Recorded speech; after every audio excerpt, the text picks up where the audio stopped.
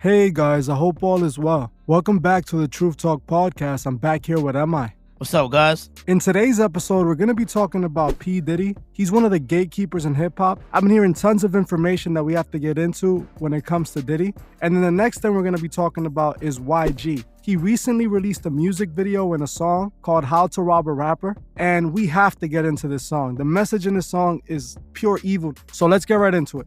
The reason why I want to talk about Diddy is because there's been tons of rumors and tons of speculation going around on how Diddy operates. At this point, it's well known that Diddy is one of the gatekeepers in hip-hop. He's one of the biggest moguls in hip-hop. He's one of the most powerful men in hip-hop. With all this power, it seems that Diddy is taking full advantage of this power. It seems like Diddy is setting it up for himself where he can get whatever he wants using his place in the industry and using his power. The rumors that have been going by are very disturbing. The first thing I wanted to talk about is the situation with Kim Porter. Most of you should know already that Kim Porter was one of Diddy's ex-partners. I'm not sure if they were married or not, I don't think so, but they have children together and they were together for some years, from like the 90s to like 2000 and something around there. And back in, I think, 2018, if I'm not mistaken, Kim Porter passed away. They said that she passed due to pneumonia. At first, no one really said anything. We saw Diddy publicly give condolences to Kim Porter's family. We saw him speak about the loss and how it affected him.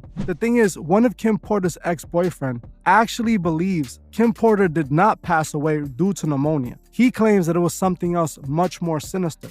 In his eyes, and from what he knows, he says Kim Porter was actually on the run because she was going to expose Diddy, speak about the things that Diddy is known to do in the industry when it comes to these upcoming artists and to the younger kids in the industry that are trying to make it and come across Diddy. She was going to write all about this in her book. She was going to expose Diddy for the evilness that he really did. This is what her ex-boyfriend, I'll Be Sure, who was a producer in the music industry. He also has a child with Kim Porter, and he said that Kim Porter told him out of her own mouth that she was on the run. What do you feel about this situation, Amai? So I seen an interview where there was a woman saying that Kim Porter actually had a video of Diddy with another man getting a little extra service. They're saying that in order for Diddy to put a rapper on, they have to, give it up to Diddy. Diddy has to have every part of them. I'm not surprised because this is how the industry works. Remember, when we talked about Isaac Kappy said that him himself was exposed to this type of activity where the industry, the people who run the industry, wanted the people who are going to be initiated into the industry to do something that they can record and they can hold over them. It's not surprising to me that Diddy would want these rappers, especially male rappers, to give themselves up to Diddy, and Diddy takes advantage of his position to get what he wants. This is what we're seeing time and time again. Listen, the fact that he let Usher live with him for 1 year at the age of 13 years old is ridiculous. What are you doing with a 13-year-old little boy living in your house? Or Usher went on to say that he saw a whole bunch of things that he didn't understand and that were disturbing. That's the same situation that we saw with Birdman and Lil Wayne. I told this story, I have a video on Birdman. It's one of my biggest videos. And in that video, I exposed that relationship, that early on relationship between Lil Wayne and Birdman. Lil Wayne met Birdman when he was like 9 or 10, 11 or 12, around that age. And his mother actually didn't want Lil Wayne to hang out with Birdman. His mother compared Birdman to the devil several times. This came out of Lil Wayne's own mouth in songs and in interviews. Lil Wayne actually speaks about that he accidentally discharged on himself. I can't say exactly what it is, but when the police officer saved his life, many people thought that was an accident. But Lil Wayne said himself that it wasn't an accident. He did that to himself because his mother didn't want him to hang out with Birdman and be a rapper. Lil Wayne was so obsessed and knew that Birdman was going to make him a star that he was willing to let anything happen. Another thing that we saw, Lil Wayne also said that Birdman was there the first time he had, relationships with a woman. His first time was set up with Birdman, a woman that Birdman called up, brought in, and Birdman stood there and watched the whole thing. So also think about this. When you connect this with the countless pictures of Birdman kissing Lil Wayne in the mouth, you can start to see that may be something that started at a much younger age. And you know what it shows? People like Diddy, they are the agenda. They are the ones that's doing these things. Yeah, if they don't follow the rules, that's when the evilness really begins. This is the way it works. I don't think that Diddy was the one who started this. I think Diddy was initiated into this, and this is just the routine. This is how the industry, the higher ups, are chosen and how they're taught to operate, I don't know, man. It's just crazy how the way that they really run this. They're doing these things and then they take it further by hurting you. You know what I'm saying? Like I saw that Biggie was about to leave Diddy and he ends up passing a few months later. You know what I'm saying? It's just a control thing that they have over you. Okay, you gonna leave me? You done. And think about that. Remember, these insurance policies, people are finding out about this now, but the insurance policy has been a part of record deals for forever. So the fact that, like you said, Biggie would pass right after he didn't want to re-sign with Diddy, that alone speaks volumes. I also want to talk about Diddy's former lawyer claiming that they saw rapper Christopher Williams performing a little bit extra on Diddy. She claimed that Diddy required artists to sleep with him to get a deal. This also was confirmed later by one of Diddy's bodyguards. Diddy would also get sued by one of his former chefs. She sued them because she said that Diddy would have these wild eyes wide shut themed parties, you know? We know what kind of parties we're talking about, where he invited all these celebrities. Men. A lot of men, because we've already been seeing that most of his parties consist of men. It's weird. I'll be seeing that all the men are on one side and all the women on another. That's kind of suspicious. The chef that's suing him said that Diddy kept making advances and kept being inappropriate. Definitely something going on with Diddy in the industry. If you see the amount of power that he has, this is what usually happens with people that have absolute power. Absolute power corrupts absolutely.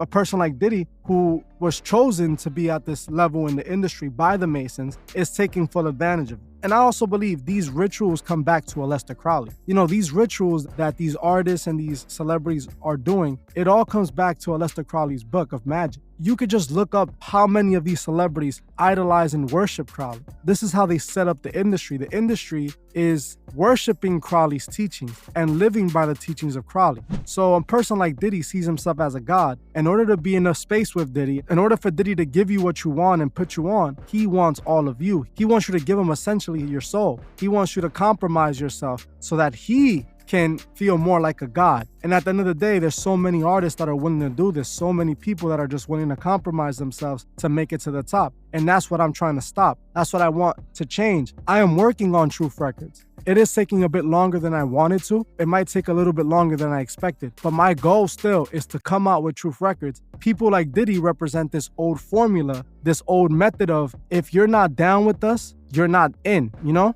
You remember those Orlando Brown claims, right? What do you think about those claims? He was saying that Diddy also did something to him.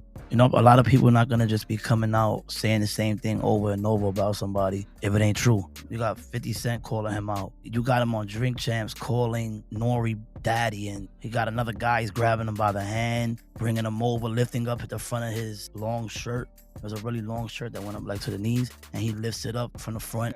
Mr. Lee, yeah, I love this drink. Where you put my bag I like at? when you like this, Daddy. Yeah, you put my bag Daddy, at, I like Mr. when Lee. you It's scrambling right and here. scraping. I got Mr. Lee. Yeah, I love this drink. Where you put my bag I like at? when you like this, Daddy. We know what it is, but you know, they all like that because they got a video of 50 Cent on a radio station holding a female toy on camera. I'm telling you, this is all crazy. Artists that are coming into this industry have to be prepared if this is what they want. They truly want to be a superstar and they want to have it all and they want to be on top of the charts and all this. This is the game that you have to play. This is the rules that you have to live by. You got to go to these parties and let people like Diddy do whatever they want to you. And if you don't like that, then you ain't going to sell records. You're not going to be all over the radio stations. You're not going to be on the charts. You're not going to be the superstar you want to be. This industry is ran by people like Diddy. If it's not Diddy, is another person who has the similar amount of power, that same authority like Diddy. Diddy makes a phone call and he can ruin the career of many artists in the industry. These artists are afraid of that. We see all these rappers attend these eyes wide shut theme parties that are hosted by Diddy himself.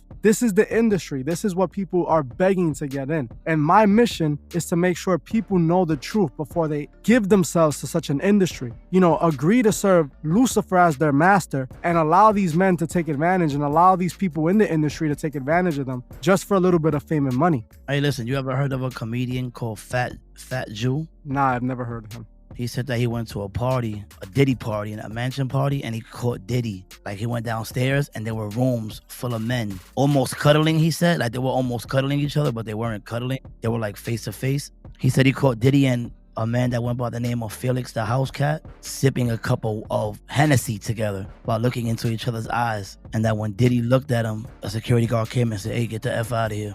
Diddy's already been caught by so many people. If Diddy wants to deny it, that's okay with him. You know, most of them have to deny it. But they've already been so much things going on that most of the world don't know. They see Diddy as this excellence, this man of excellence and power, but we don't know the evilness that has to be done to get to the level where he's at. Now, I see many people always comment if I don't believe there's anybody who's successful without selling their souls. I don't think that you can get to the level where Diddy's at or where any of these major selling rappers like Drake without being a Masonic puppet. I don't think it's possible. You know, listen, for them to ask you that question, they're not doing their own research, because you have rappers like The Game and Nori saying, you know, that you have to go through that certain door. You know what I'm saying? To make it to be that big. And that's what Nori was explaining on the interview. That's why he's not so big. Game, I think Game went through that door, in my opinion. The Game? I've already heard many occasions of him and Whack 100 attending these Eyes Wide Shut themed parties. And apparently The Game was one of the performers, if you know what I'm saying. He was doing these things for them. The people at these parties were watching and looking at him like basically like a dancer type thing. Hey, he used to be a dancer before he was a rapper, so. Yeah, that's what they're saying. They're saying that he would do that in those Hollywood parties for these high-ranking executives in the music industry. What? Like in front of everybody? Yeah, this is what he would do for them. This is what I heard. I haven't reported on it because it's information that's spreaded here and there, but it's a lot of people speaking about it. One of the people I heard talking about it was Hassan Campbell, and I actually saw a few different articles online of people bringing up different people that have said the same thing. So apparently Game used to attend these parties, or probably still does, and used to, you know, be a dancer for them or do a lot more. He was definitely doing a lot more. Yeah, I agree. I definitely agree. You can become successful. And there's a lot of people that become successful. Becoming successful is taking care of your family, making good money, and, you know, being able to provide and live a comfortable life. Now, being excessively rich, that requires you to make decisions and do certain things that might break your morals, might change who you are as a person, might make you take oaths and do these type of things to make it to the top of the world. If you want to have it all, you have to sell your soul. This is what Lucifer offered Jesus. Lucifer told Jesus, if you kneel to me, I'll give you the world. And Jesus told him no. But most people aren't going to say no. If the devil comes to you and offers you the world, most people are going to tell him, deal. Most people that come from where we come from too, because we come from nothing. You know, you come from the hood where you're struggling, food stamps, and you know, those are the people that's not going to think twice about it. Well, let's move on. The next thing I wanted to talk about is this new YG music video for How to Rob a Rapper. This video, the moment I saw this, I couldn't believe he did this so soon to what happened to PNB Rock. You checked the song out, you heard it, right? Oh yeah, that song is just nothing but disrespect. He's pretty much just discussing like a Pop Smoke post his location, got caught slipping. PNB Rock post his location, got caught slipping. And in the song, he's talking about that. Oh, they're gonna post their location. If they at a hotel or in Hollywood, we gotta keep watching their Instagram posts to see if they're gonna slip up.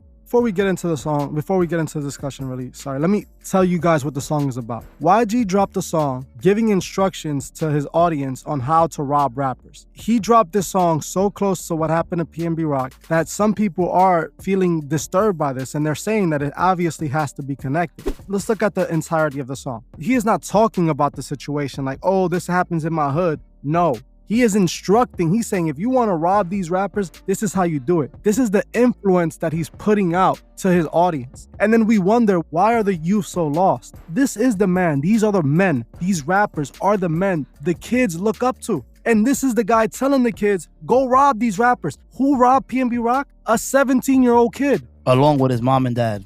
Exactly, along with the parents as well, of course. That's crazy. We need to take accountability here, guys. Well, not us. The artists need to take accountability. There is no reason why you should make a song speaking about something like this when you saw what just happened not that long ago. And especially when you yourself are a rapper. What if you're on the opposite position of those lyrics? If you're the one that's being targeted and being watched? No, I understand that. But you know what's wrong with a rapper like YG? He's more in tune in the street. You know what I'm saying? He's more of a hood dude than a rapper. You get me? Not according to Whack 100. Whack 100 claims that, and I'm not saying all he says is true, but we know Whack 100 is a part of that agenda too. I know for a fact. But Whack 100 and a few other people have said the same thing, that YG is a fake gangster. He just does it to sell records. He joined all that and did all that to sell records, and he's not really about that. It's the same thing we heard about G Herbo. G Herbo's guys from Chicago said that they don't even really know who G Herbo is. And these are the guys that G Herbo was mentioning in their songs. So the people from Chicago, the ones that were supposedly active in the streets with G Herbo, are the ones saying that G Herbo was never out there and he's just doing it for the rap. They're going and acting like they're really living this life, when in reality, they're just telling stories and then glamorizing it, convincing these kids to really go out there and live that while they're kicking back in their mansion. Yeah, collecting money off of the youth hurting each other. Exactly. And it's sad. It's sad. What's even more sad is that when you think about this song right here, not even a month has passed since what happened to PNB. We find out a 17-year-old kid is who's responsible for doing this. And then we got a man like YG make this record where he's instructing his young audience, his young listeners, to go and repeat these same disturbing actions. This is the world that we're bringing our kids in. This is the world that our future generations are going to have to deal with. And it's only going to get worse because this music is only getting more corruptive. But you hear what they talking about too. They talking about, in the song, they talking about if he moves to take him out. So it's like they instructing them to literally hurt someone. If he doesn't give it up, take him out and then take it off of his body. That's pretty much what they telling him to do. The way he's saying it in that song is like if you have the authority to do so. Oh, if you don't want to give me what you have on, just take them out. You know what I'm saying? And then take it anyways. Why is it the message that you want to put out to the youth? How is this productive? How is this helping your own people? The people that you're spreading this message to. You're going to get people hurt. You're going to get people incarcerated. And I don't understand how he has any fans and anyone's supporting this type of music. You could be in the streets. And like I said, I was born and raised in the Bronx. I saw everything myself firsthand. I lived it firsthand. I know what goes on in the streets. I'm not just speaking to speak. He knows what goes on in the streets. He's not just speaking to speak. He saw it for himself. I lived it. Exactly. But you won't see me or MI come on a mic or come on, in a song or anything, telling the kids to do the same mistakes that we made, knowing how messed up it was, knowing how could have destroyed and ruined our lives, knowing how it was nothing positive about that and what we were doing was stupid. But then we have rappers who are grown. This is a grown man. I'm pretty sure YG is either 30 or pushing 30 at least. No, he's up there. What makes it bad is that you're instructing them to do this, but not only can they just get caught up for it and have to do 25 to life, they could also lose their life in the mix of going and trying to rob a rapper. The reality of it all is that we can only get to so many kids, but they're going to get to much more because they're the big rapper. They're the ones with all the influence right now. We can't spark a change unless we make positive music and unless we make a positive life popular. We have to tell these kids, hey, it's not bad to have a job and make money. It's not bad to not be in the streets. It's not bad. You understand? You can actually live a productive life and still be considered a cool guy and still be liked. You don't have to be in the streets. You don't have to be doing crimes. You don't have to be doing stupidity to have a lit life like they want to have this lit type of life. You can work, you can go to school, you can do whatever you want. You can make your own business. If you don't want to be a slave to corporations, make your own business. Start from the bottom, grow it to the top, and that's you. But you don't have to be in the streets. You don't have to be causing damage and destroying your own community for a few bucks and for notoriety. You understand? That's just the dumbest thing ever. Like you just said right there, notoriety. That's really what they doing it for. A reputation, a name. That's all they looking for out here. Yeah, I feel like that has something to do with it. Like, it has a large part of it. People have this urge to want to feel better than other people, to want to feel more important. And that's why we see people spend all this money on expensive cars and expensive clothes and all this jewelry, because they feel like if they have this, they're more than the person who doesn't. And it's not true. We're all the same. We're literally the same, no matter what. But people, hip hop culture especially, has this braggadocious type of feeling where you have to brag about everything, and it passes on to the kids. The kid sees others with these chains and these jewelries, and they want to take it from them because they want it. They also feel like they have a right to take it because of the music that's telling them, hey, you're more of a gangster. You're more of a real dude if you run up and just snatch his things and, you do what you want. And if he don't give it to you, you light him up. That's what they making it seem like. But then again, it's just brainwash, man. It's a machine. They're part of that machine that's brainwashing our kids, putting them to commit these crazy acts, going to jail, missing out on their whole life because they incarcerated. And then when they come home, their lives are done. So right there, you just destroyed another life. How many lives have they destroyed? How many people do you know that happened to?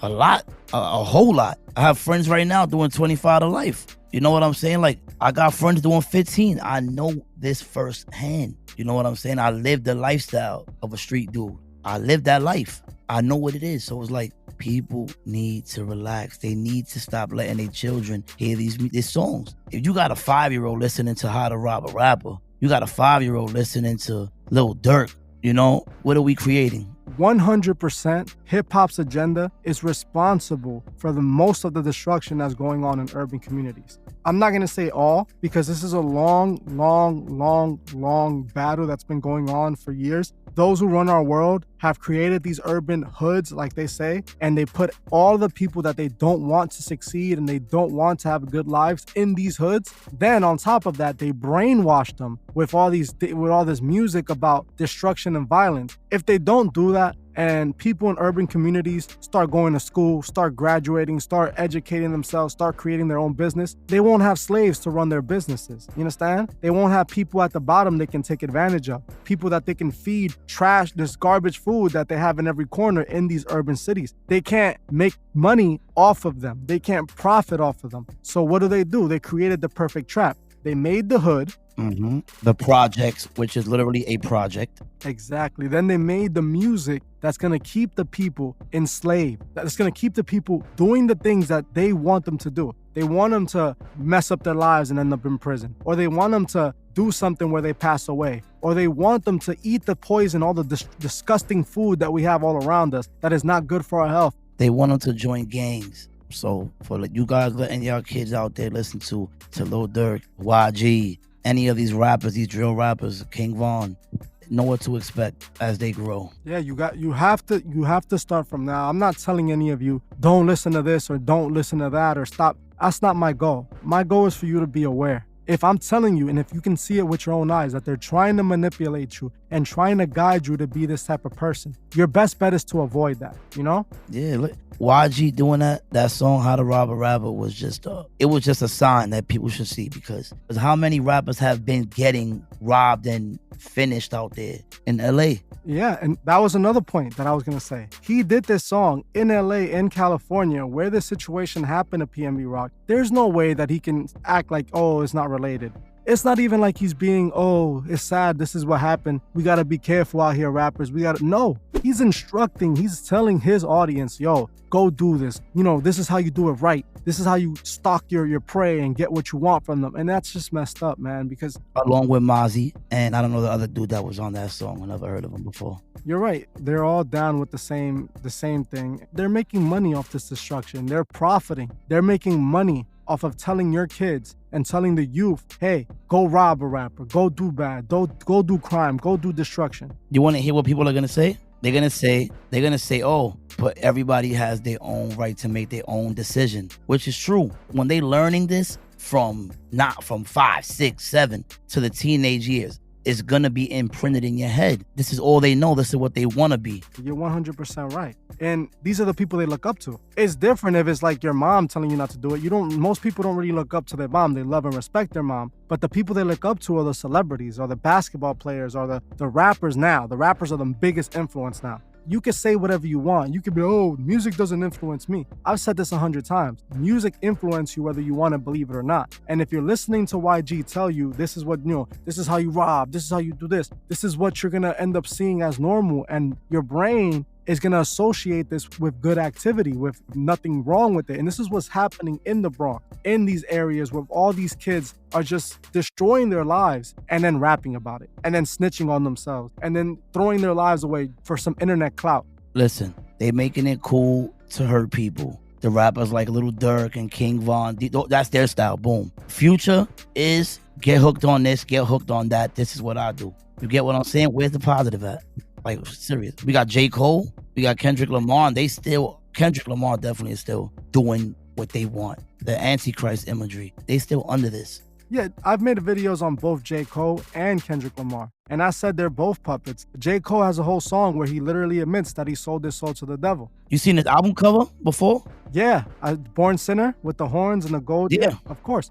Yeah. And he's signed to Jay-Z. People choose to be blind, but it's the same agenda in their music as well. There is no positive agenda being pushed within mainstream music. And that's why we're going to create Truth Records. That's why we're working on Truth Records, and we're going to bring positive music, good positive music. Not just, oh, it's a positive message. I'm talking about, I'm making sure that the quality of the music matches their quality of their music, and has a positive message. You know, that's important because the music has to be good. It can't just be music that you make because it's positive. No, it has to be great music with a positive message. Music that our youth are gonna love to listen to, and they also are gonna be guided in the right direction instead of being guided in the wrong. They don't need a song called How to Rob a Rapper. They need a song about living a good life or, enjoying themselves without having to do anything wrong. You understand? Yes, and what will happen to them if they decided to rob a rapper? The consequences, whether it's jail or losing their life. These kids need to know that, yes, you could go rob, but you could be the victim instead of the rapper. You could end up losing it all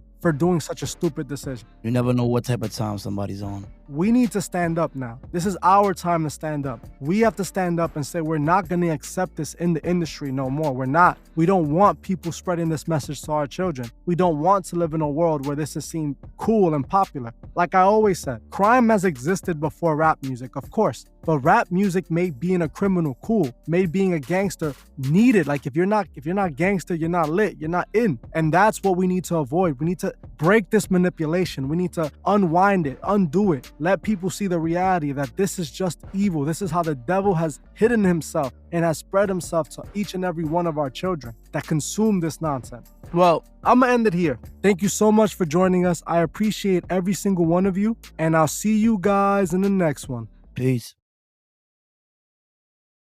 I just wanted to give a special shout out to the Truth Movement members. I truly appreciate every single one of you. If you'd like to further support the channel, join the Truth Movement, or you can join me on Patreon where I drop exclusive videos monthly. The link would be in the description.